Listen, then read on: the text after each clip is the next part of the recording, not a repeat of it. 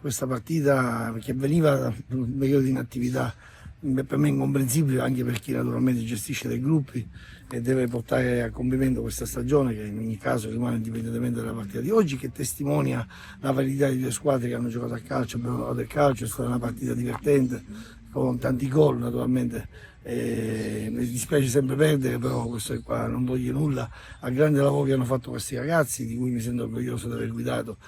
perché hanno dato tutto fino ad oggi, hanno dato tutta la loro disponibilità e credo che sia stata la formula, la ricetta, diciamo, vincente, che ci ha portato all'obiettivo, che, diciamo, che non era una cosa semplice e scontata. E in più c'è sempre questo valore dei ragazzi che vengono valorizzati, che vengono messi in campo e che rappresentano per l'Accademia il valore aggiunto. Per quello che mi riguarda, c'è un rapporto con la presidenza, la società, con la direzione generale, la direzione sportiva di un certo tipo. Sono tornato perché mi sento parte integrante di questo progetto, di questo gruppo. Naturalmente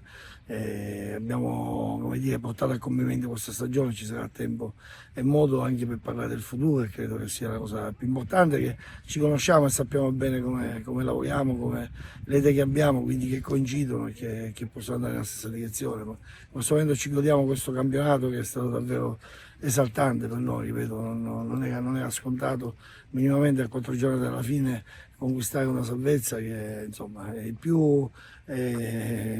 sembrava a un certo punto quasi impossibile, però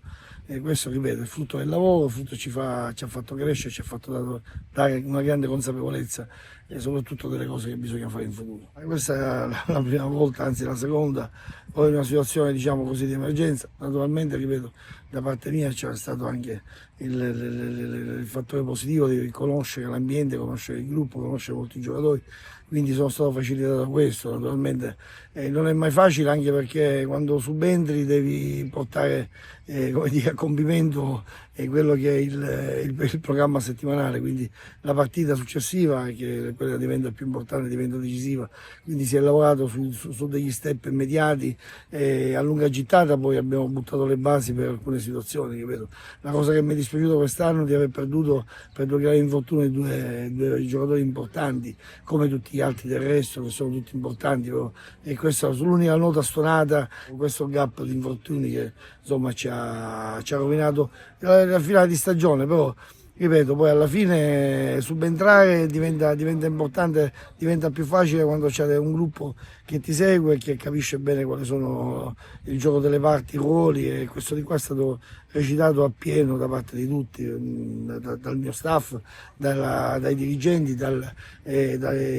tutti, da quelli del Sorrentino, non voglio dimenticare nessuno, dai custodi, ai magazzinieri, a quelli dello store, insomma tutte persone che sono andate in una certa direzione. Solo in questo modo si può uscire fuori da un impasse di quel tipo, e io credo di essere stato facilitato anche da questa, come dire, da questa sinergia positiva. Aspettiamo notizie, sicuramente dovrà fare degli accertamenti al civico di Palermo, da quello ci giunge, perché naturalmente il trauma cranico che è circoscritto, fortunatamente, però naturalmente il periodo di osservazione, come da protocollo, è giusto che ci siano le 24 ore per valutare la situazione. Siamo qua in attesa, è stato uno scontro fortuito, purtroppo, cose che capitano nel calcio.